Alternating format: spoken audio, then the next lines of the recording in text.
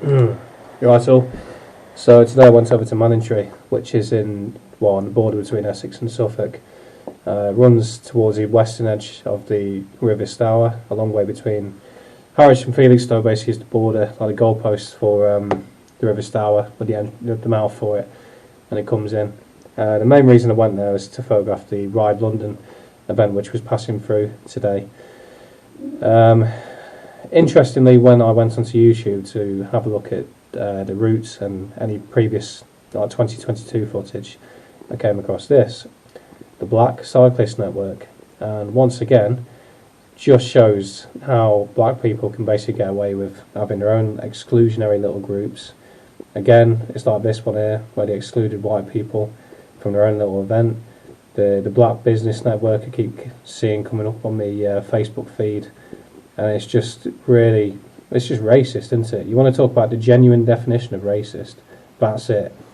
And also, when I was in Manningtree, it's more misty. There's these tales that you find about the real life discovery of witches, and it's some horrific cases of the amount of torture and executions of British women. And some men, and it just shows the amount of hardship that's gone on. The lake that you saw a minute ago, people were dunked in there, the limbs were binded and then chucked in there to see if it'd float or not. If it did float, they'd be brought back in and then hung. And obviously back then, hanging, as it says on the plaques, back then wasn't the old drop them and let the neck sever. It was a genuine asphyxiation. And what I'm getting at, though, is the amount of hardship and suffering that's got to this point where Africans can just come to this country now and go on about white privilege and all the rest of it, when in reality the amount of suffering that's gone on to get you to this point where you can come to this country and live a life of luxury. There's been a lot of hardship by us to get to that point, and then you come up with these exclusionary little groups like that. It's just, quite frankly, it's disgusting. The lack of appreciation for the country you've inherited. My ancestors built this country for me. They didn't build it for you.